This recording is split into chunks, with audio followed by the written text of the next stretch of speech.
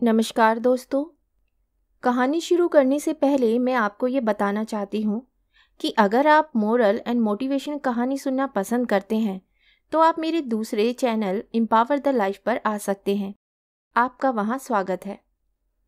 The golden stories में आपका स्वागत है। आइए सुनते हैं सादत हसन मंटो की लिखी कहानी खत और उसका जवाब। मंटो भाई, तस्लीमात। मेरा नाम आपके लिए बिल्कुल नया होगा। मैं कोई बहुत बड़ी अदीबा नहीं हूँ, बस कभी कभार अफसाना लिख लेती हूँ और पढ़कर फाड़ फेंकती हूँ, लेकिन अच्छे अदब को समझने की कोशिश जरूर करती हूँ और मैं समझती हूँ कि इस कोशिश में कामयाब हूँ। मैं और अच्छे अदीबों के साथ आपके अफसाने भी बड़ी दिलचस्पी से पढ़ती हूँ। आपसे मुझे हर बार नए मौजू की उम्मीद रही और आपने दर हकीकत हर बार नया मौजू पेश किया, लेकिन जो मौजू मेरे जहन में है वो कोई अफसाना निगार पेश ना कर सका। यहाँ तक कि सादत हसन मंटो भी, जो नफ्सियात और जिनसियात का इमाम तस्लीम किया जाता है, हो सकता है वो मौजू आपकी कहानियों के मौजूआत की कितार में हो और किसी वक्त भी आप उसे अपनी कहानी के लिए मुंतखब कर लें। लेकिन फिर भी सोचती हूँ कि हो सकता है सादत हसन मंटो ऐसा बेरहम अफसाना निगार भी इस मौजू से चश्मपोशी कर जाए, इसलिए कि इस मौजू को नंगा करने से सारी कौम नंगी होती है और शायद मंटो कौम को नंगा देख नहीं सकता। आपकी अदीम अल फिरसती के पेशे नज़र मैं इस खत को उलझाना नहीं चाहती और साफ अल्फाज में कह देना चाहती हूँ कि वो मौजू है हमारे माहौल के मर्दों का कम उम्र लड़कों के साथ गैर फितरी ताल्लुक। मुख्तसर अल्फाज में आप कोई भी इस्तिलाह ले सकते हैं। मेरा लोबे लबाब यही था। मैं बहुत अरसे से सोच रही थी कि इस बारे में आपको खत लिखूं और आखिर जुर्रत कर ली। सिवाय मंटो के और कोई इस मौजू को बेनकाब नहीं कर सकता। अगर मेरे कलम में जोर होता तो मैंने कभी की कहानी लिखी होती। वस्सलाम, आपकी बहन। मैं यहाँ असल नाम नहीं दे रहा, नुज़त शीरी बीए। जब मुझे ये खत मिला तो मैं सोचने लगा कि ये लड़की कौन है।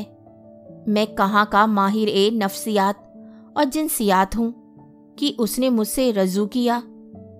जब ये खत मिला तो इत्तेफाक से मेरे दोस्त जो इल्मे नुजूम और दोस्त शनासी में शगफ रखते हैं, इसके अलावा रमल और जफ़र के इल्म के भी तालिब हैं, तो मैंने उन्हें ये खत पढ़ने के लिए दिया और कहा, वारसी साहब, मैंने इसके मुतल्लिक जो राय कायम की है वो महफूज है। मेरे एक और दोस्त जिनका नाम दोस्त मोहम्मद है, उनसे मैं अपनी राय बयान कर चुका था। वारसी साहब ने ये खत पढ़ा और अपने मखसूस अंदाज में मुस्कुराकर कहा, ये औरत अगर वाकई औरत है और शादीशुदा है, जो कि होना चाहिए, तो इसके ख्वाविंद को अगलाम बाजी का शौक है। मेरे दोस्त मोहम्मद ने यही कहा था अपनी बीवी से भी, मगर वो मानते नहीं थे। मेरी बहुत सी बातें लोग नहीं मानते। मैं पैगंबर नहीं हूँ, कोई वली भी नहीं, लेकिन अपनी इस्तियात के मुताबिक लोगों को समझने की कोशिश जरूर करता हूँ। मैंने भी वही नतीजा अखज़ किया जो मेरे दोस्त वारसी ने किया। मैंने उनके ओर से दोस्त मोहम्मद से मशवरा किया, मैं उस औरत के खत का क्या जवाब दूं। वारसी साहब ने कहा, मंटो साहब, आप हमसे पूछते हैं, ऐसे खतों का जवाब देना आप ही का काम है। मैंने उनसे पूछा, वारसी साहब, मेरे लिए यह बहुत मुश्किल है। मैं कोई डॉक्टर हकीम नहीं, मैं तो साफ साफ लफ्ज़ों में जो कुछ मुझे कहना होगा लिख दूंगा। उन्होंने कहा, तो लिख दो। औरत जात है, कैसे लिखूं? जब वो लिखती है कि मर्दों का कम उम्र के लड़कों के साथ गैर फितरी ताल्लुक होता है, तो आप क्यों उसके जवाब में ऐसी ही अल्फाज में मुनासिब और मौजू जवाब नहीं देते? मैंने उनसे कहा, मुझे ऐसे मुनासिब और मौजू अल्फाज नहीं मिलते जिनमें उसका जवाब लिख सकूं, और ये हकीकत है कि मैं खुद को आजीज समझ रहा था। दोस्त मोहम्मद ने कहा, मंटो साहब, आप तकल्लुफ से काम ले रहे हैं। कलम पकड़िए और जवाबी खत लिख डालिए। मैंने कलम पकड़ा और लिखना शुरू कर दिया। खातून मोहतरम, मैं आपको अपनी बहन बनाने के लिए तैयार नहीं, इसलिए कि मुझ पर बहुत से फ़राइज़ आयद हो जाएंगे। आप मेरे लिए खातून मोहतरम ही रहेंगी, इसलिए कि ये रिश्ता ज़्यादा मुनासिब व मौजू है। मुझे औरतों से डर लगता है। हो सकता है कि आप किसी मर्द के भेष में औरत बनी हो, लेकिन मैं आपकी ही तहरीर पर एतबार करके आपको एक औरत तस्लीम करता हूँ। आपके खत से जो कुछ मैंने अग्ज़ किया है वो मैं मुख्तसरन अर्ज किए देता हूँ। मैं यकीनन बेरहम अफसाना निगार हूँ। मेरे सामने लाखों मौज़ूआत पड़े हैं और जब तक मैं जिंदा हूँ पड़े रहेंगे। सड़क के हर पत्थर पर एक अफसाना कुंदा होता है, लेकिन मैं क्या करूँ? अगर किसी खास जीते जागते मौजू पर लिखूँ तो मुकदमे का खौफ लाहिक है। आपको शायद मालूम हो कि मुझ पर अब तक 6 मुकदमे चल चुके हैं। फहश निगारी के सिलसिले में मेरी समझ में नहीं आता कि फहश निगार कैसे करार दिया जाता हूँ, जबकि मैंने अपनी ज़िंदगी में एक भी गाली किसी को नहीं दी, किसी की माँ बहन की तरफ बुरी नज़रों से नहीं देखा। खैर, ये मेरा और कानून का आपस का झगड़ा है, आपको इससे क्या वास्ता? मैं यकीनन बेरहम अफसाना निगार हूँ। जिन मायनों में आपने बेरहम इस्तेमाल किया है कि मैं शायद आपके पेशे नज़र मौजू से चश्म पोशी कर जाऊं, तो ये गलत है। मैं अल्लामा इकबाल मरहूम के इस कौल का कायल हूँ कि अगर ख्वाही हयात अंदर खतरजी। मैंने तो अपनी सारी ज़िंदगी इस शेर की तौलीद से पहले खतरों में गुजारी है और अब भी गुजार रहा हूँ। जो मौजू आपके जहन में है कोई नया नहीं है। इस पर इस्मत चुगताई अपने मशहूर अफसाने लिहाफ में लिख चुकी हैं कि एक औरत के खाविंद को इगलामबाजी की आदत थी। उसका रद्द अमल यह हुआ कि उस औरत ने दूसरी औरतों से हमजिनसी शुरू कर दी। जहाँ मर्दों में हमजिनसियत है वहाँ औरतों में भी है। मैं आपको एक जिंदा मिसाल पेश करता हूँ। बेगम पारा फिल्म एक्ट्रेस को तो आप जानती होंगी। उसका ताल्लुक प्रोतिमा वास गुप्ता से था। आप लिखती हैं, हमारे माहौल के मर्दों का कम उम्र लड़कों से गैर फितरी ताल्लुक। मैं आपसे अर्ज करूं, जहाँ तक मैं समझता हूँ कोई चीज़ गैर फितरी नहीं होती। इंसान की फितरत में बुरे से बुरा और अच्छे से अच्छा फ़ेल मौजूद है। इसलिए यह कहना ना दुरुस्त है कि इंसान का फूला फ़ेल गैर फितरी है। इंसान कभी फितरत के खिलाफ जा ही नहीं सकता। जो उसकी फितरत है वह उसी के अंदर रहकर तमाम अच्छाइयाँ और बुराइयाँ करता है। मुझे मालूम नहीं आप शादीशुदा हैं या कुंवारी, लेकिन मुझे ऐसा महसूस होता है कि आपको कोई तलक तजुर्बा हुआ है जिसकी बिना पर आपने मुझे ये खत लिखा। मर्द परस्ती आज से नहीं हजारा साल से कायम है, लेकिन आजकल इसका रुझान करीब करीब गायब होता जा रहा है। उसकी वजह यह है कि औरतें मैदाने अमल में आ गई हैं। जब अमर्द परस्ती जोरों पर थी तो उस वक्त औरतें आसानी से दस्तयाब नहीं होती थीं।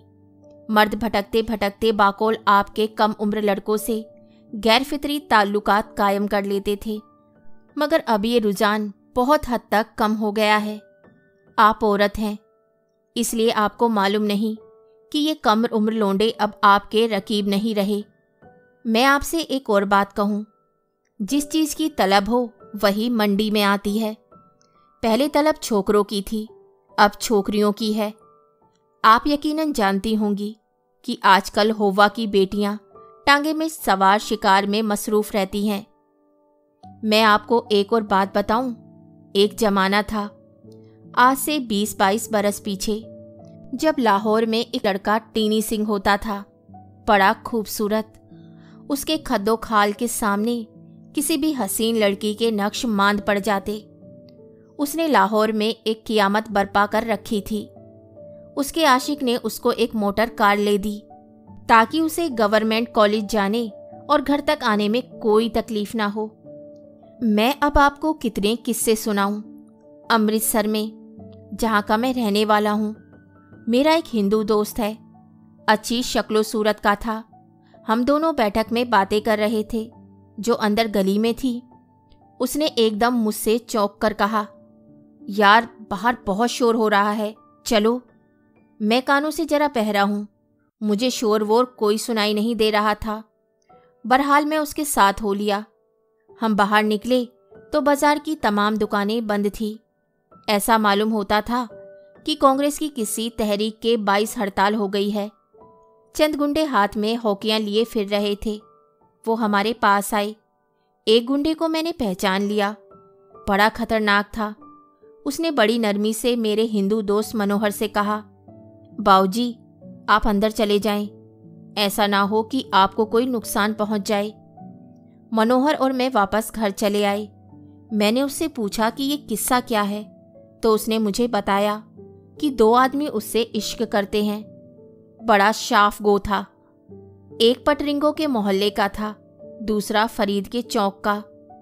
मनोहर पटरिंग से राजी था, इसलिए इन दोनों में लड़ाई हुई और नौबत यहाँ तक पहुंची कि शाम तक 11 आदमी जख्मी होकर अस्पताल में थे और मनोहर बिल्कुल ठीक ठाक था। अब मुझे आपसे यह कहना है, बल्कि पूछना है, कि आपने मर्दों का कम उम्र लड़कों से गैर फितरी ताल्लुक कैसे जाना।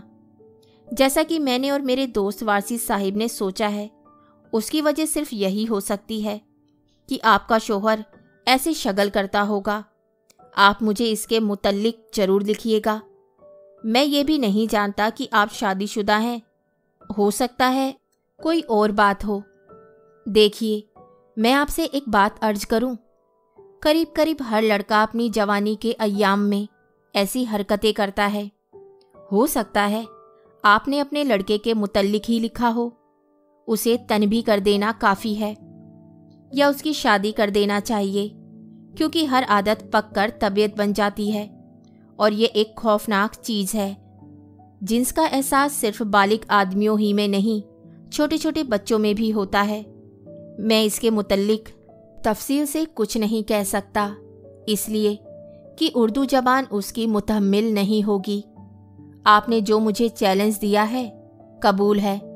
मैं अरसे से सोच रहा था कि जो मौजू आपने बताया है उस पर कोई अफसाना लिखूं। अब यकीनन लिखूंगा, चाहे एक मुकदमा और चल जाए। आप मुझे अपने मुतल्लिक तफसील से लिखिए ताकि मैं कोई अंदाजा कर सकूं। खाकसार, सादत हसन मंटो। कहानी सुनने के लिए धन्यवाद। तो इसी के साथ मैं आपसे विदा लेती हूँ और कल फिर मिलती हूँ एक नई कहानी के साथ।